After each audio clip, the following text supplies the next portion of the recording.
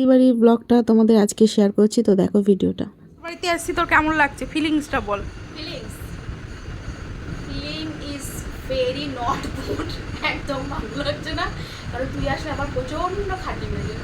Ifs, এত অপমান! গৌতম, তুমি আসলে কেন? দেখছো কিরকম অপমান করলাম। এরপরে জীবনে কোনোদিন তোমাকে নিয়ে আসবো আমি, একাই চলে আসবে এখানে আমি। যা বাবা, আমি কি যত চলা? হ্যাঁ, আমার নিয়ে না, আমার দিদি আমাকে এত বড় কথা বললো, তুই এরকম কথা বলতে পারলি তোর বোনকে? হ্যাঁ, এটা কি কোনো হাতে কাজ করে না, খালি বসে বসে খায়। দিদি বাড়িতে কেন কাজ করব? দিদি বাড়িতে আসবো, বসে বসে তোমার খাবো। বাড়িতে গেলে তো আমি বলি না, বোনটা একটু কষ্ট করছে, একটু আমি হেল্প করি। দিদি মায়ের সমান, দিদিকে করতে হবে। বারে তো বারে না, দিদি মানে মা, দিদি করবে সব কাজ, আমি কেন করব? তোমাকেও করতে হবে। আর বাবি দেখি, বাবি কি করছে? বাবি আয় এদিকে। কেমন তোর ফিলিংস কেমন? এসছি তোর বাড়ি ঘুরতে, তোর মা বলছে ভালো না। শয়তান মুখ না, মুখটা শয়তানের মতো না, লম্বা মতো। তো চলো দিদি কি কি রান্না করেছে দেখি। নিম বেগুন ভাজা, যেটা আমি খাই না।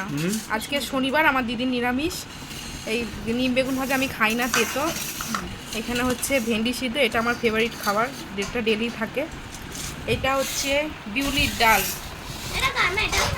এটা হচ্ছে আলু পোস্ত, আর এটা হচ্ছে আমের টক। এই যে সব ভাত খাবার থালা বেড়ে দিয়েছে, বাবিও বসে আছে। চলো খাওয়া দাওয়া শুরু করি। এই হচ্ছে খাওয়া দাওয়া করে ছাদে উঠে গেছি, আর এই যে এই ফুলগুলো দেখছি, মানে এত সুন্দর।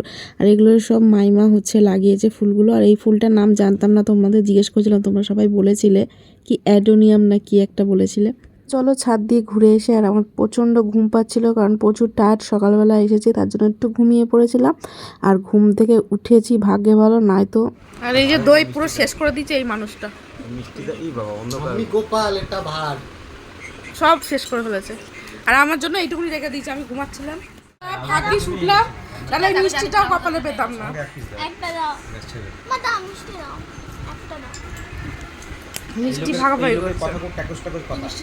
দে একটা। চলো সন্ধেবেলা আমরা হচ্ছে রেডি হয়ে গেছি, তো এবার যাব হচ্ছে দিদির বাড়ির পাশে মেলা হচ্ছে, তো মেলাতে যাব।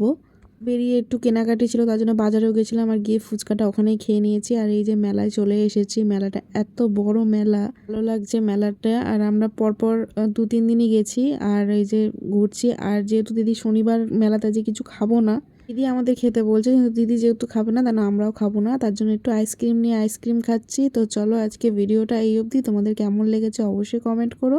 আবার দেখা হচ্ছে নেক্সট ভিডিওতে, তো চলো টাটা।